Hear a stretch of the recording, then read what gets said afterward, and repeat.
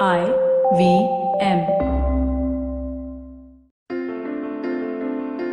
This is Storytellers and Storysellers. You're listening to Vineet Kanabar live on tape on the IVM Podcast Network.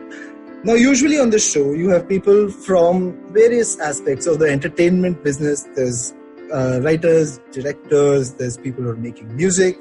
There are people who are running companies that are doing all of these things that come on it and talk about their interests and their experiences and what they've learned and how they're growing the space. We've got someone who's not from this industry today on this show. We've got Vibhuti Channa, who runs Viridian, which is a startup accelerator.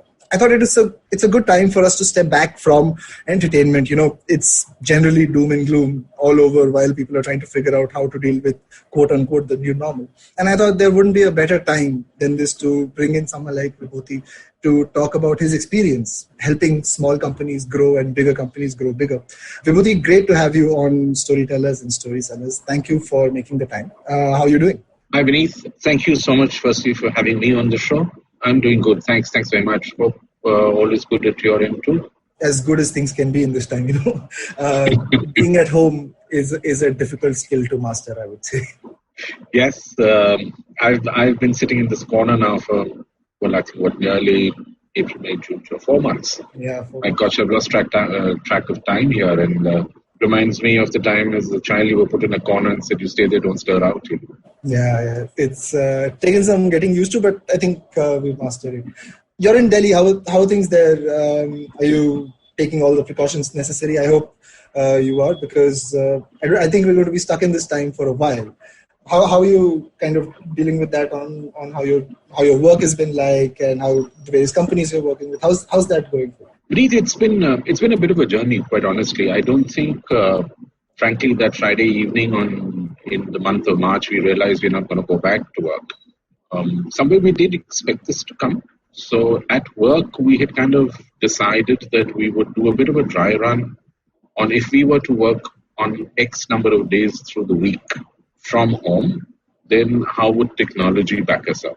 Simple things like your internet connection plays up, no matter whatever service provider there may be. And therefore, we've done a bit of a dry run just amongst ourselves to see which platform we would use.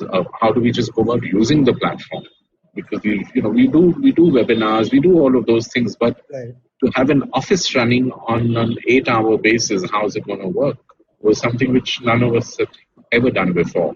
So we did a bit of a dry run there, and it worked, not realizing Sunday evening, it's going to be don't go to work. And I don't think anyone's realized the gravity of this, frankly. We all thought probably month, 45 days, everybody had his own assumptions. I personally thought all going well, June, mid, we should be at office. Here we're sitting end of July, and I don't think, as of now, we'll be lucky if we get back to work anything earlier than maybe Diwali or Christmas.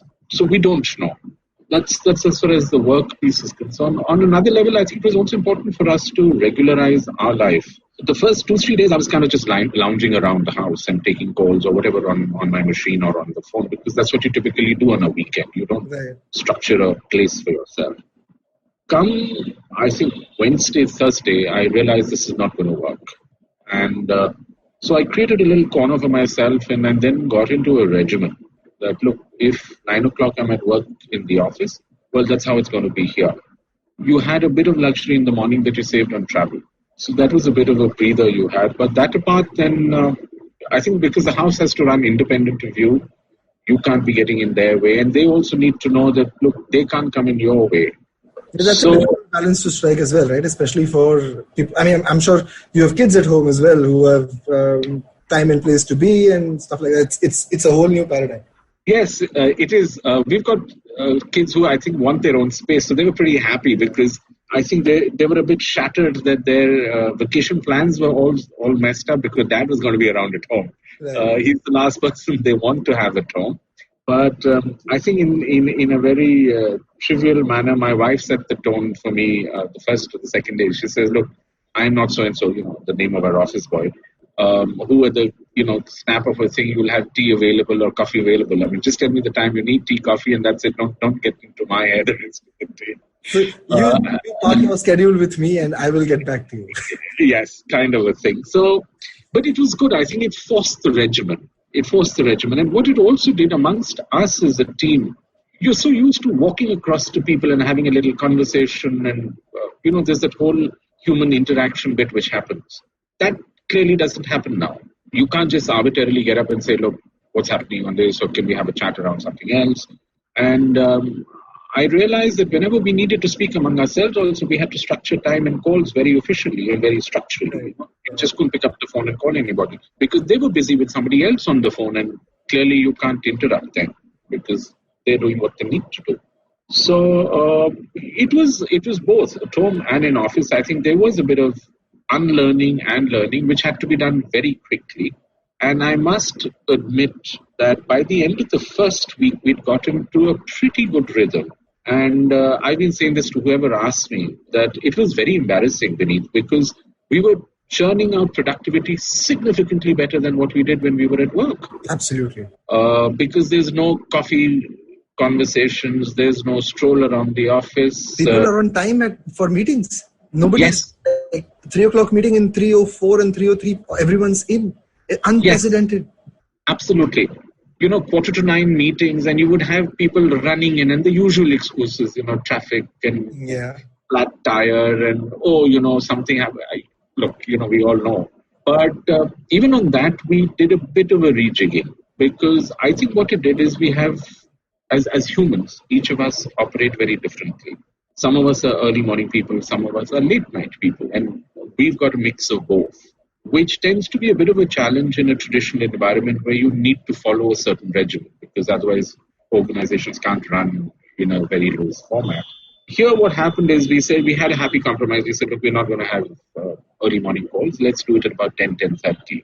What that did is, to all those who were the night birds, it gave them the flexibility to get a fair amount of rest, and they could rise, finish their morning coffee or whatever, and be in time for the 10:30 conversation. Yeah, we do ours at 10:30 as well. I think you hit it on the head. It gives people who are working like till 1:30 that time to recover. Absolutely.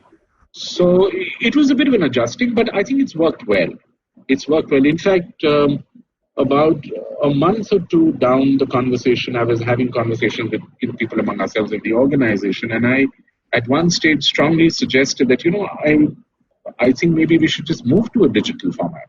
Isn't that a very attractive option at this point, especially for young startups or young companies, to go completely virtual? I work in media and advertising, and I know JWT in Bangalore, or JWT in Delhi, for that matter, has given up their office. Like, we don't need this anymore. Few media companies here in Bombay specifically, startups, have said, okay, cool. We had 3 locations to house our people, but we'll just give one up. So is that a much more lucrative option when you look at it from a company perspective? Do you think that makes a lot more sense now? Yes and no, Vineet. I think we'll have to take it depending on what the nature of the industry is.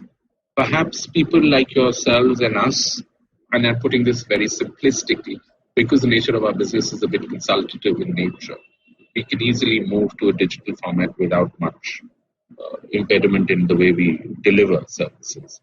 But to those who are brick and mortar, to those who provide tangible services in the form of physical stuff, to them, they may need to find a via media. If you were making biscuits, clearly you need to run your factory. Clearly you need to get it to the retail store. Maybe the delivery mechanism can move to e-formats. Right. But it'll have to be a mixed. It'll have to be a big mixed one. So yes, for those of us, giving up rentals is an easy one. Sure. But what happens to those for whom it was a source of income? Look at it the other way. How do they manage? I've just coincidentally been talking to somebody not even an hour before we got onto our chat. And the lady's role, her business is about providing meeting spaces and offices. It's evaporated overnight. Yeah. 47 billion. And now. Yeah, absolutely. So what do they do? you can't create virtual meeting spaces and try and make money out of that. So it's a bit of mix of both. But yes, for people like us, definitely it makes imminent sense. I think where my mind right now is still in two places is that we're fortunate that we had a team that was functional before this regimen came in. So the whole human relation bit, the whole team spirit, the organization culture, all of those things, you'd had time to kind of build it up. Right. What happens to those that join you now? I don't know. I suppose we'll all have to learn as we go. Yeah, I think we need to putting those programs in place for them, right? I've had a couple of friends, couple of new joinees in my team as well. It's a difficult introduction. Let me take a step back from COVID, I think, and look at this in a wider lens, right? For the work that you do as an accelerator, I'm sure there's a lot that startups depend on you for, right? Right from, is there proof of concept, product market fit, is my business model successful in a peer review sort of, does it make sense in different market setups, all the strategy testing. Then there's the whole part where they look at you for non-essential support, I'm guessing, right? They look at IT and administration and office space and marketing. So because of this paradigm, and especially if you're working with an early stage sort of startup, have you looked at changing what your recommendation or what your consultation to these guys would be in light of these new situations? Yes, indeed. And Vineet, we've done two things. In fact, a lot of people, we've just started a cohort early this month. And when we were going through the interview process for people who applied into us through the month of June, one of the questions which everybody said was that, look, this is where my business is and what do I do now? And we said two things to them. We said that, firstly, there is always the cerebral part of your business, the thinking, the planning, the strategy. All of that can still get done. That's got nothing to do with your ability to step out of the house. Right. In fact, perhaps this is good time because you don't have any of the operational hindrances coming your way. So you've got clear headspace to run ahead and do some thinking. The other is that in any situation, it's not just COVID. COVID, probably what's happened is we've all got hit at the same time at a magnitude which is completely unknown.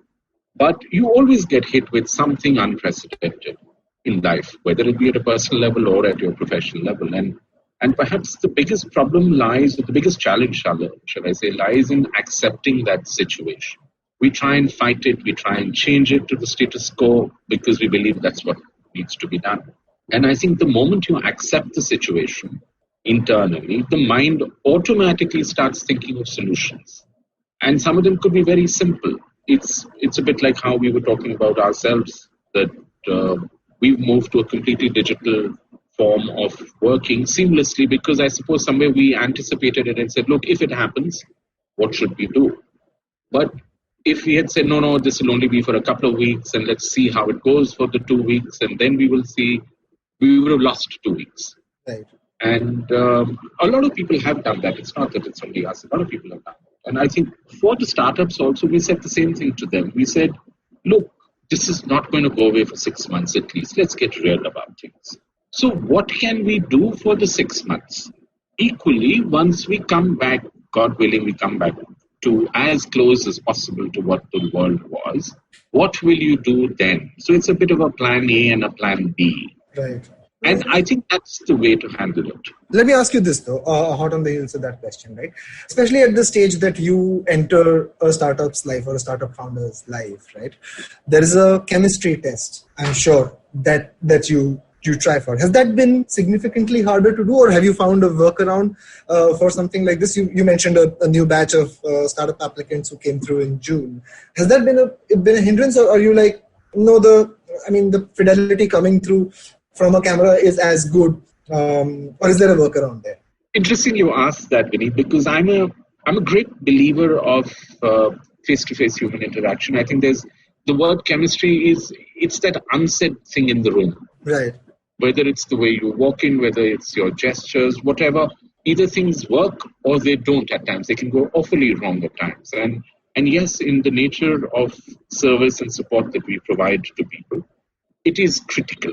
Because one of the unsaid things of running your own business is what you are as an individual. That hugely influences the way and the nature in which you will do your business, Right. the way you will face challenges, the way you will do things. And in an organization format, no matter what you may say, it might sound a bit rustic, but it's eventually about the mood of the lala on the day that you go to work. Now, you can call him your vice president, you can call him your boss, you can call him whatever. But if he's in a foul mood, God help you. Yeah. And if he's in a great mood, you can get the most bizarre approvals out of the way and you'll be sorted. We've all been there. Okay, so let's not kind of pretend it doesn't. But take it in another way when you're running your own business, therefore. It's your ability to handle the ups and downs. It's your ability to be resilient. And it's not easy. Entrepreneurship is not what the Salmon Pink newspaper talks about. Yeah. It isn't. It's everything else in a lot of ways. And therefore, it's important to your point of that chemistry piece that we also get it right, because only then we can help the people, we can support them. And therefore, we have certain planned sessions where we spend time right at the start of the program in getting to know each other, in getting to understand what are the areas the person is good at, what are the areas the person may need support. And there are lots of softer things which come through, which perhaps even the person is not himself or herself aware of. Right. And that's critical that we get it. In light of that, we did our cohort in March. We just kind of taking people on and this work from home hit us. So in that sense, we had already worked with the situation with them at that point in time. And I must confess, it's gone pretty well. I was secretly a bit apprehensive. But I think what's happened is that all of us, even the people we're talking with on the other side, we've all come to terms with the fact that this is the way of interacting with people. This is how things will happen. So you can't meet somebody over a cup of coffee. You can't go out for a drink. Right. All of those things are probably not going to happen. I think what also happens in some ways is because it's isolated between just you and the other person. In some ways, it's again between virtual closed four walls, so that privacy kind of is maintained. Right. And whatever innovations you may have had about the virtual world, about getting recorded, about it being used to replay, I think some of those things people have put it at the back of their mind. Right. So, yes, I was apprehensive. In fact, one of the reasons why we didn't go entirely virtual for the longest time was exactly this reason. Of course, the sensitivity of that information becomes critical when you're discussing early plans of a startup, for sure. The other thing is that technologies also play the role. It's not as if the calls drop. The clarity of voice is about as good. The resolution of the picture in front is about as good as the guy sitting in front of you. Right. It's not some hazy picture, or it's not a blank screen. Or, listen, I need to turn the video off because I can't see you. The bandwidth is not giving support. It happens sometimes, but most times, it's much better. Yeah, I would say nearly it's like a Six Sigma failure, like success rate. Yes. Pretty much, yeah. So all that's also helped. For sure. Let me ask you this though, and a little bit more about Viridian. You're clearly an accelerator which has a consumer brands focus, right? That's the understanding that I get. Has that changed in the last 3 to 6 months? I know that there's a lot of chatter about luxury brands and direct-to-consumer luxury brands being the next opportunity as revenge shopping happens in China, so to speak, right? And I'm sure that's the marketing journalist looking for a catchy phrase somewhere. Pretty sure that's going to normalize. But are there truly significant headwinds towards luxury, or are you reading that differently for at least your set of startups? So, Vineet, we're actually sector agnostic. Right. And to address you specifically on luxury, we're probably as basic as you possibly can get. We've got people, and very nice, very good people, very strong and solid people from TISS and institutions like that, or from colleges, who are working in areas of education, areas of sanitation, areas of drinking water. So it's about as basic as it can get, and in the interior of our country. Right. Just to answer on the luxury piece, we've obviously got people at the other end who are also using AI and all of the latest technology at the top end as well, not necessarily getting things out as using that as a means to get them out at the mass level. But I've been in the luxury business earlier as well. And I do know at these times, luxury does get hit. What happens is that you then go for smaller indulgences. Right. So if you want to buy, for instance, or if you want to buy a jacket, you may not buy a designer jacket, but you might buy a designer tie. Sure. That whole revenge thing which you're talking about, it's just a bit of a self-gratification. It's a feeling of feeling good. At a mass level, people tend to call it mall therapy. It's the same thing. Right. I think some of that will come back, and that's also because the organizations who are dealing in luxury goods, they're having a tough time too because nobody's buying anything, and how do they keep their cash till running? They will have to come out with opportunities and options to kind of motivate people to come and purchase their things in a manner which also doesn't erode their equity. It's a new definition for that equity also, right? I mean, if you can't ship, if Hermes can't ship a scarf anymore, what does Hermes now become? That's where my kind of question wanted to go is are you looking at startups differently, whether luxury or otherwise? Is there a discernible pivot in how you're approaching or in what advice you're giving to startups, given that this is completely changed the share of wallet, it has completely changed the channel logistics that exist. What used to be like retail, especially GT, was a given. Especially in the urban areas, GT is going to go down. It's not even empty anymore, going back to straight to e-commerce. So has that, are there any thumb rules that you've put down saying, hey, maybe we used to do this way earlier, but now our focus should be something else? And maybe a couple of things that our listeners can, relate to.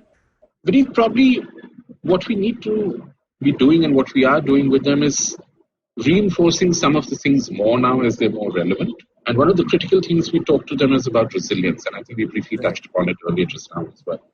Except that, as I said, it's now affecting everybody. So even more so for them, we're kind of touching about the whole resilience piece. We're also touching about how, as you said, making things relevant for them in today's context, at least in the medium term. And how is it that you should be getting it out there to people? I think to your point on luxury, there are some examples, for instance, in hospitality. Right. Star properties are now actually allowing you to pick up food from their concierge.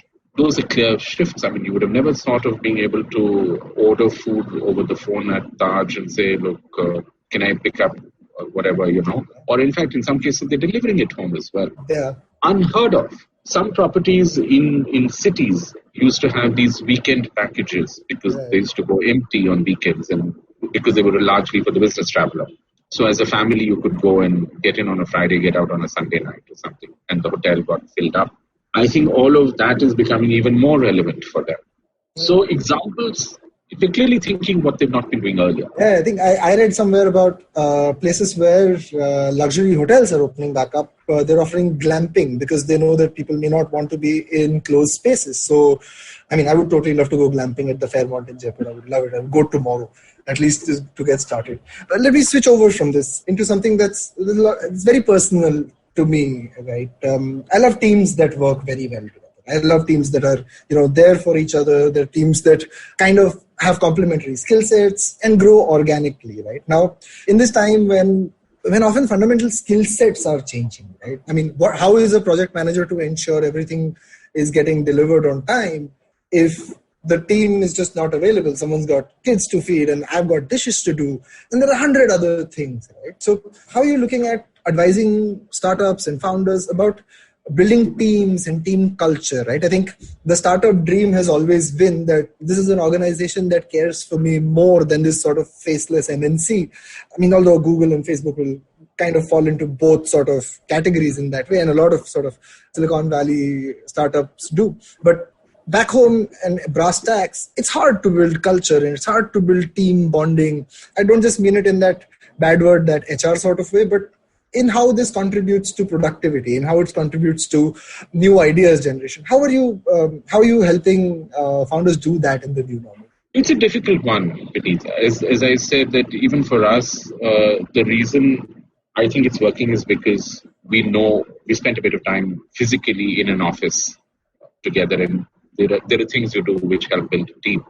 I suppose each of us will have to develop our own. Look, as managers, each of us have our own style anyway of how you bond with people, how to bring everybody together and then keep the team going, because you'll have all sorts in the team, no matter how hard you try to think you can recruit people who will fit into it. But at the end of the day, you're dealing with humans, you're not dealing with machines. And it's also your capability to be able to take everybody along.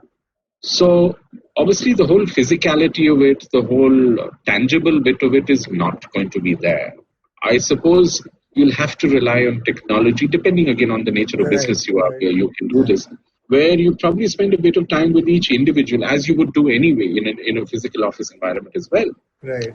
Get to know him, get to know their, what the person is or whatever, what ticks for them, what is it that they're looking for, what are their personal aspirations. I think it's equally important for you to be transparent with people. Unfortunately, HR tends to get branded as the bad guy in every organization, because very often, as an individual, they may have a certain view, but they're expected to toe a certain official line, which is for the larger interest of the organization. It can never kind of fulfill an individual goal at all times.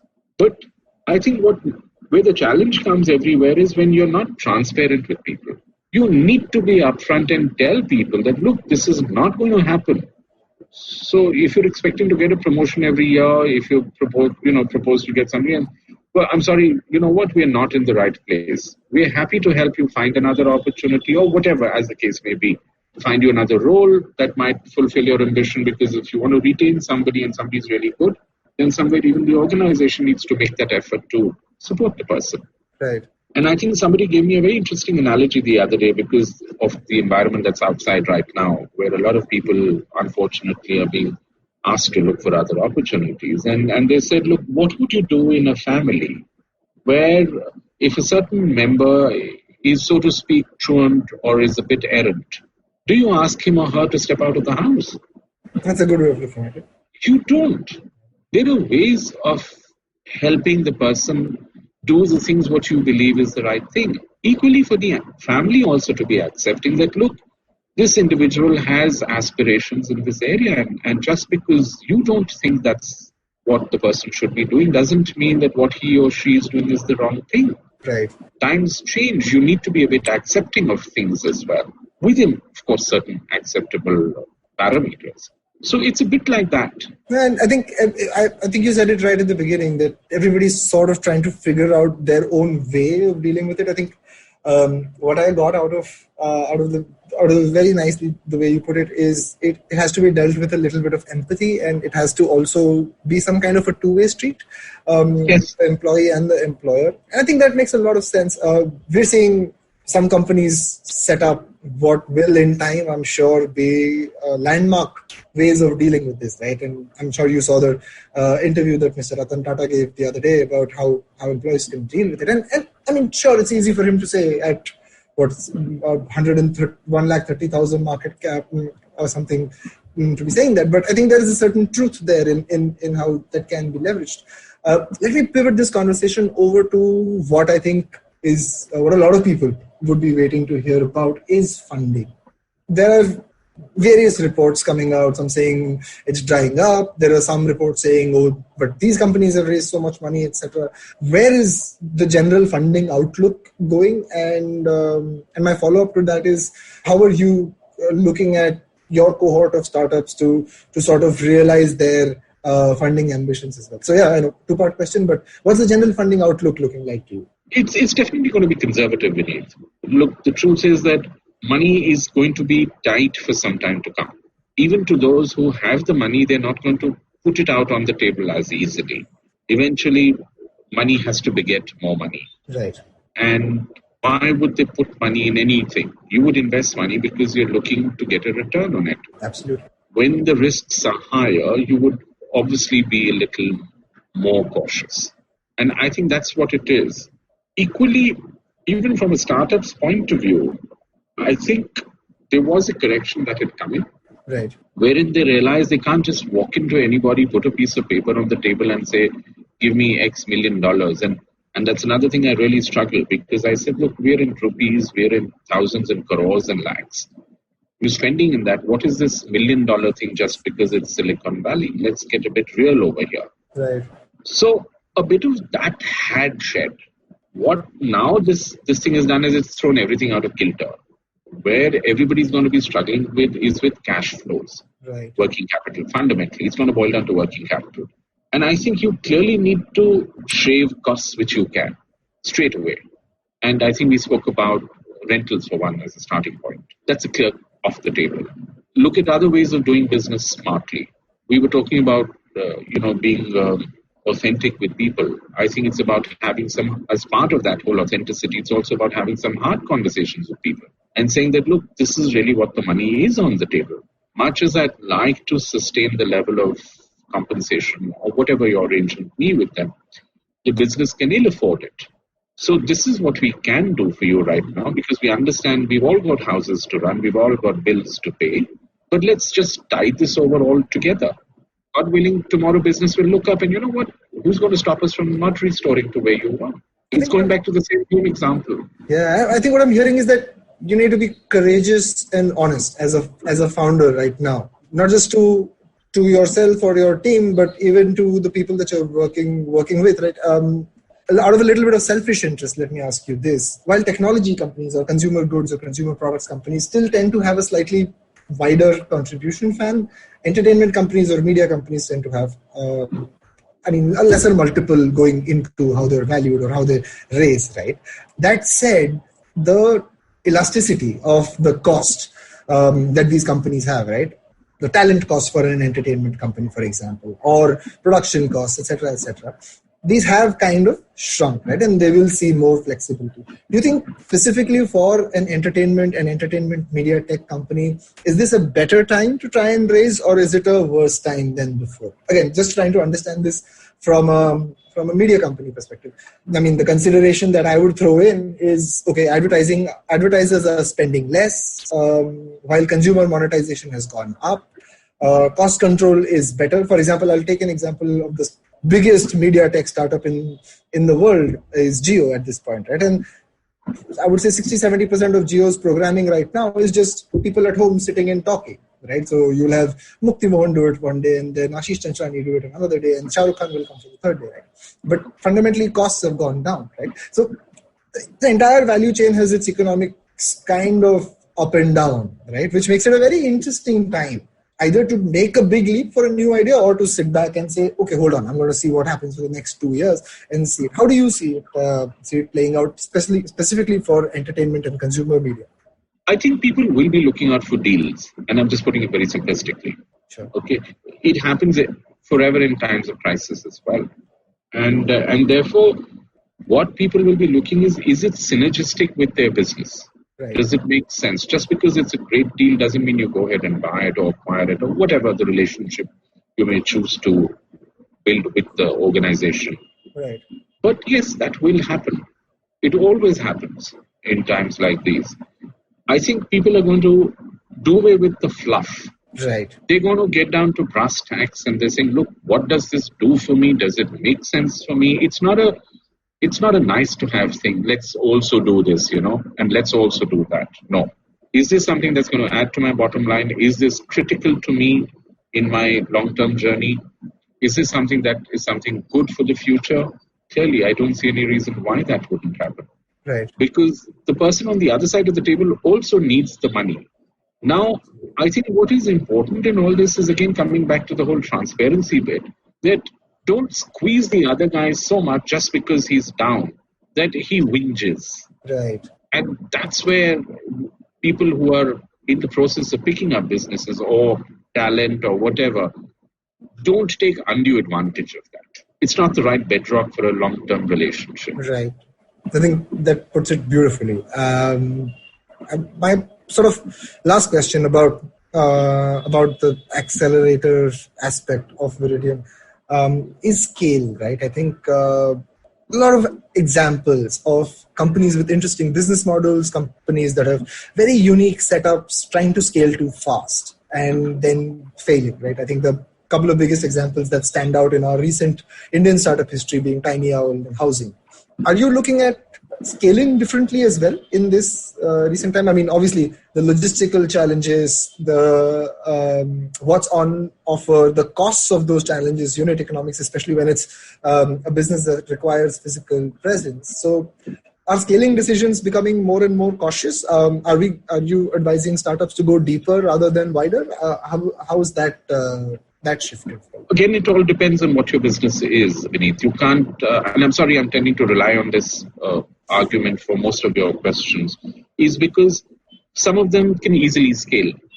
We're available pan-India because it's digital. Anybody, anywhere, any part. I mean, we've got people who are applying to us from Agartala. We've got people from Barmer. We've got people from Vijayawada. We've got somebody from Jammu, and I'm consciously picking examples from each corner of the country. Absolutely. To illustrate the point that I don't think we could have done this as easily in the times when we were running physical offices. Right. But so therefore, scaling there is very easy. But to the others, what I might actually say is, please test out your model now. To those who are brick and mortar, what earlier you would call test market, we call it now market validation. I think. Right. Is that make sure you've got a bottom line which is at least neutral. You're not bleeding. Right. And then replicate it nationally or internationally, as whatever the case may be. Because with the web, you can go global at the click of the first button. Nothing's stopping you. Right. And do that because you don't have extra cash to waste. Test it out, see if it works for you. And then the other thing you'll have to build in is the regional nuances, depending on which category you are in, both as a consumer and the channel of distribution, the trade. Right. Dealing with people, you're in Bombay. I mean, Bombay operates very differently to Delhi. You can't apply the same principles in both the cities. And we call these the two largest cities, I think, of the country. Right. Kolkata. So, by population. Kolkata. Okay. I was just looking at it purely from a business point of view. Sure. But, I mean, if you take Calcutta as well, you can't apply the same principle. Absolutely. I think Bombay, Delhi, Calcutta, each operates divergent to each other. Yeah. So you'll have to build those nuances in. That makes a lot of sense. I mean, it gives me hope. I mean, when you recounted the names of cities where people are applying and trying to build businesses out of it, definitely gives me hope, I think. But there's a little bit of cautious optimism is what came through from how you might want to be reckless with in the usual world if you've got a proof of concept, like you said, and then you suddenly scale up. But now there's a little bit more cautious optimism. That's part of it. Pretty much my last set of questions to you, Vibhuti, are about how you are looking at the future, right? And beyond COVID. I mean, while it is a big part of the business environment currently, and pretty much every decision is permeated. I don't think there's any decision that you can make which is the same as what it would have been 6 months ago. But what is exciting for you from the business landscape that you're working in? And again, you may not want to name specific companies. I'm sure you also feel like they're many of your children. but what's exciting for you from the pick of the lot that's come to you? Where are you seeing a lot of excitement, not just from a ROI perspective, but also from how it will move the business scenario in that category? I'm fundamentally positive about the future. I'm not one of gloom and doom. I'm fundamentally of the belief this is an aberration. Unfortunately, it's a bit longer than what any of us would want it to be, but that's what it is. Having said that, it will be a bigger, better place. Look, the 2 months that we were under hard lockdown, the air was clearer, cleaner that we were breathing. Our rivers were cleaner. Everything was so much better. I hope there's a learning over there. There's been this whole noise that's been going around about carbon emissions and everything and all of that. But I'm not sure if there was anything tangible that was being done. I hope that little brief couple of months provided people with a bit of reflection to do on what might be done there. But that's a larger conversation. I think to your point, I see a lot of hope under technology. These few months have forced the speed of technology onto us in our ability or our need rather to embrace it. I don't think 3 or 4 months ago we would have been sitting for as long as we do now on webinars and whatever else. It's the telecom companies, people were really gunning for them till 4 months ago, and they're the ones who are keeping the country going. So, who's to say what tomorrow holds? What did you think of GeoMeet though? I haven't gone into it, but those guys, they play big. They play big. They play a very different game. It's a different league. Right. It's a different league. I know the first time Reliance came up with phones, what were the CDMA phones? Yeah, the Monsoon Hangama. No, I'm talking the first time when Reliance came up. 2004-5 CDMA. Yes. So we were all onto those regular Hutch phones and whatever, and we were struggling, and the office gave us these CDMA instruments because they were cheaper. They had a buy one get one free on it. Literally. I don't know. It was ridiculous. Yeah. But I remember being forced to use it, and the one thing I found was the clarity of voice, and the call didn't drop every 2 minutes. So in all this, yes, I think, in fact, this whole Geo thing, there are quite a few startups who've come to us who use this to deliver medical support in the interiors. There was somebody from Orissa, I think Balasore, and quality of medical support being delivered was shoddy, both because there were quacks over there, and the medicines are also spurious, both. Right. So both ways the people were being given a tough time. And these set of people, what they did is they caught hold of doctors in the Delhis and Bombays of the world who are not necessarily commercially driven as some of them are. And they gave designated time slots saying that, look, the patient can come to the local chemist, use the Geo network, and have an audiovisual call with us. We will suggest certain diagnostic tests, which can be again conducted for as low as 50 rupees at the chemist there itself. And these are the medicines we recommend that he can buy again from the chemist. So everybody benefited. Of course, the doctor here got the feel-good factor, and obviously some fees that accrued to him of helping patients in the interior of the country. The chemist made money out of the diagnostic test, even though if it was 50 rupees. And of course, he sold the medicines. And the patient got proper advice and proper medication. Right. And you wouldn't believe it, even for skin treatment, which is very difficult in a virtual basis, they had, I think, an 80 or a 90% success rate. That's brilliant. That's brilliant. That's just brilliant. I mean, the entire value chain wins with technology. Yeah. So Geo, clearly, and therefore coming back to your point, I think technology is going to be really huge. As a channel, as a tool, I think that's really going to be forced on us. There are a lot of devices now, I think you place on your arm. They've been there for some time. I think they probably go more commercial now. You place in your hand or your arm, and all your fundamental tests, all the reports come up without any intervention physically into the body. Right. I think one of the ideas that I've been toying with, and this is the moment where I'm like softly pitching this to you, is the wearable masks. The one with audio and earpieces. I think somebody's got to get on it and make them. They're making those silly spectacles with bone conduction and stuff, and we're like, hey man, people make nice headphones, like let them do that, make this thing, and I can wear a mask and still have a video or an audio conference happen. But yeah, that I think technology as part of what we're trying to achieve here is a big push, yeah, for sure. Especially because so much of this country is still not fully connected, and even when it is fully connected, it's not digital skills enabled. We tend to forget that this UX or this experience or understanding, this is such an integral part of how we've learned in the past, 15-20 years, but not everybody's at that speed, right? And I think these efforts definitely, they're exciting, they make sense, and they feel oddly not as capitalist as the rest, while you have the Theranos and the Pfizers of the world do what they're trying to do. But great, fantastic, Vibhuti. I had an awesome time talking to you. I know it's a lot of blue sky when we're talking money and business and teams, but I really appreciate a lot of your inputs there. My last question, it's something that I ask pretty much every guest who's on my show, is can you share a piece of entertainment that is close to you or has meant something in your life with my listeners, right? Usually people share either a book or a movie, song. Some people have shared games or stuff like that. So yeah, one, you're free to share more, but a minimum of one.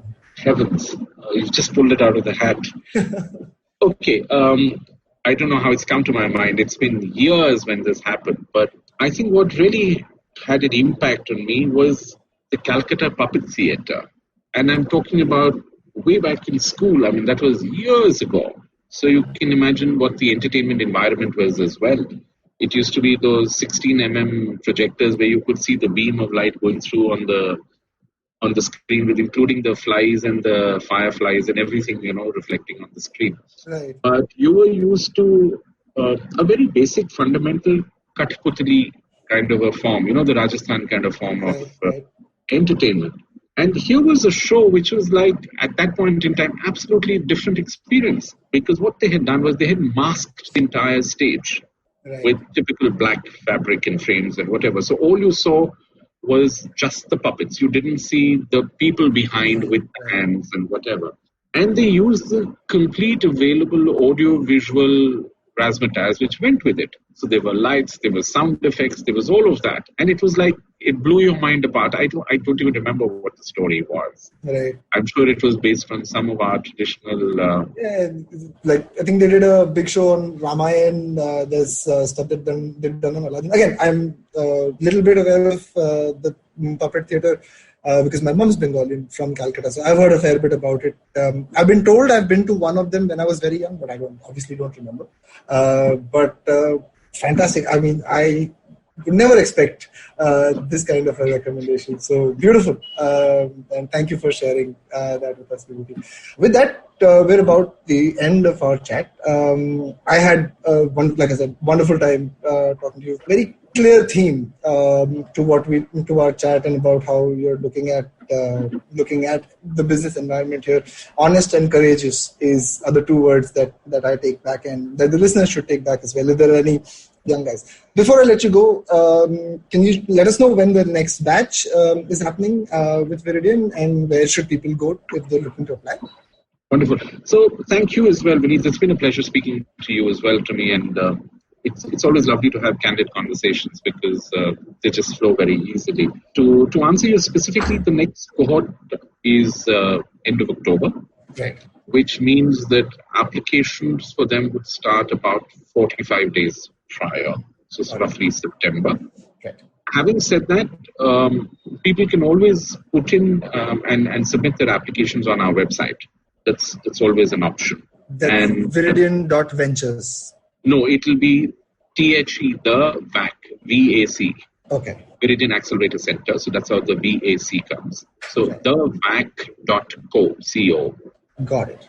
And so they can submit their applications there, and we'll definitely be in touch with them to see how we can take that on. Fantastic. So that's thevac.co. Well, you can get in touch with Vibhuti and Viridian Ventures. They've accelerated over 300 startups and have a success rate of 86%. So get in touch when the new cohort is opening up. Vibhuti, once again, thank you so much for your time. This is Vineet Kanabar saying goodbye. I hope you enjoyed that show. I'd like to thank our sponsors this week, Paytm Money. So it's been a really, really fun week this week. We've had a great episode with Anand Neelakantan on Cyrus Says. Anand was one of the writers of Bahubali, and it's done some really, really fun stuff since that. Ashish Vidyarthi also had a really good episode on his show, Begin the Journey. Please do check that out. You do know Yuddha is back, right? Definitely check it out if you haven't. Yuddha is our show about Indian ancient warfare. It's hosted by Anirudh Kanisetti and Aditya Ramanathan. Really, really great show. You should check that out for sure. And I forgot, Rishikesh was on the network as well. He was on Absolutely Right with Aditi Sarana. Do definitely check that out. With that, hope to see you next week.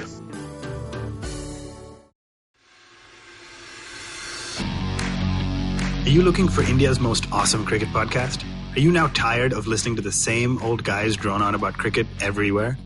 Edges and Sledges is a weekly cricket podcast hosted by three fans of the game, Varun, DJ, and myself, Ashwin. It was established in early 2018, has over 60 episodes now, and is of course now proud to be on the IVM Podcast Network. Each week, we get together from 3 different time zones, the USA, the UK, and Singapore, and we talk about things from the world of cricket, with a focus on Indian cricket. We often interview special guests from all around the world, including former cricketers and cricket media personalities. So check out Edges and Sledges, the cricket podcast, now on the IVM Network.